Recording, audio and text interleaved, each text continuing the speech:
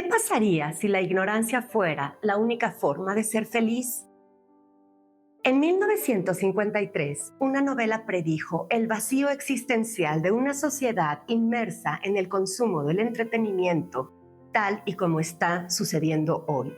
Quédense conmigo y no olviden suscribirse. Vamos a platicar de una obra esencial en la literatura para comprender qué estamos viviendo. ¿Empezamos?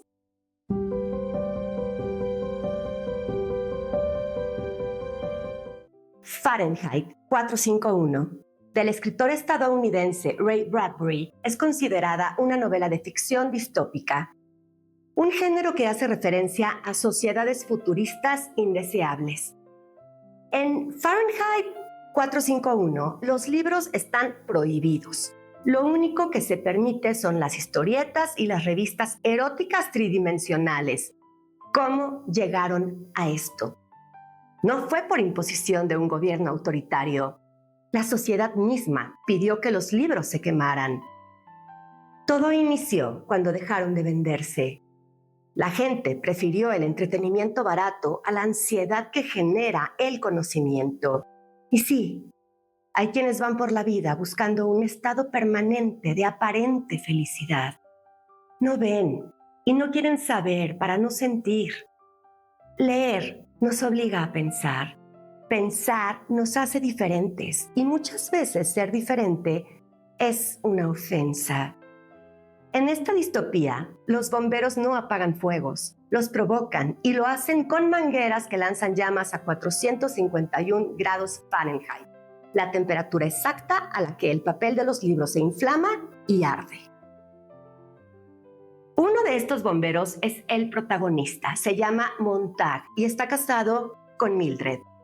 Ella tiene 30 años y aunque se considera feliz, funciona por inercia y en automático, como la mayoría.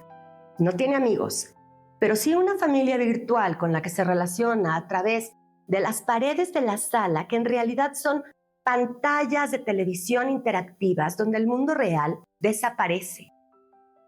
Estas paredes televisor le hacen compañía, le generan un sentido de pertenencia y la entretienen de forma inmediata con videos que la estimulan sensorialmente. La estimulación constante genera aislamiento emocional. Por otro lado, cuando nuestros sentidos están saturados, no podemos pensar.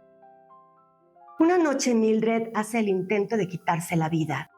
No lo recuerda ni sabe por qué lo hizo, y es que en este mundo, las personas andan por ahí haciendo una cosa y sintiendo otra.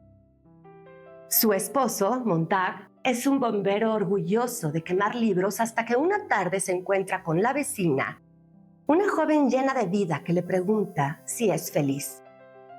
Esta pregunta lo desestabiliza porque ni siquiera sabe qué es ser feliz. Le vienen a la mente una serie de cuestionamientos que lo llevan a preguntarse qué puede haber en los libros que sea tan grave como para quemarlos. Roba uno por curiosidad y lo esconde en su casa. Su jefe lo descubre porque en este futuro nadie se salva del ojo del gran hermano.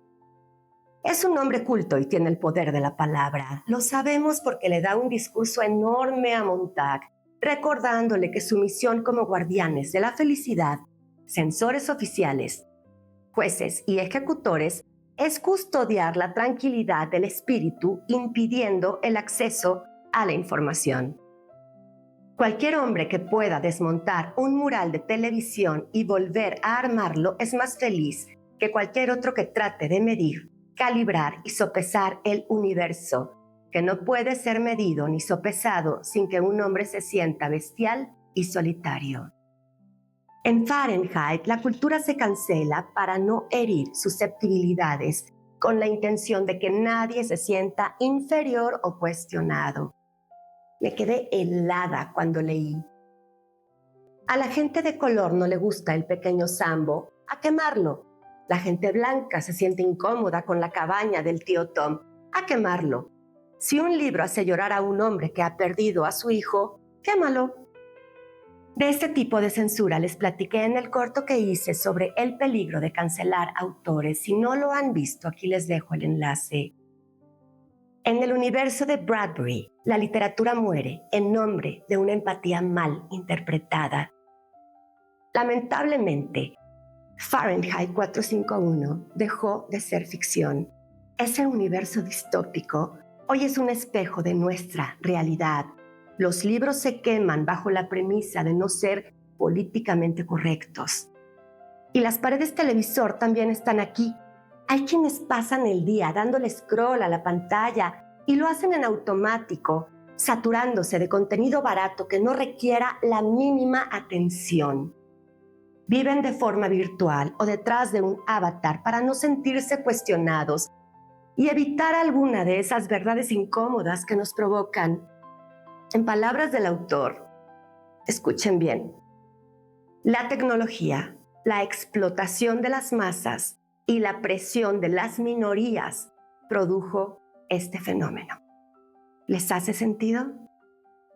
Si tienen algún amigo lector, por favor compartan con él este programa y díganme, ¿qué libro salvarían de una extinción? Mi querido Jesús Taylor, gracias por esta recomendación. Leer Fahrenheit es un reto para cualquiera que valore la literatura. Va mi trivia.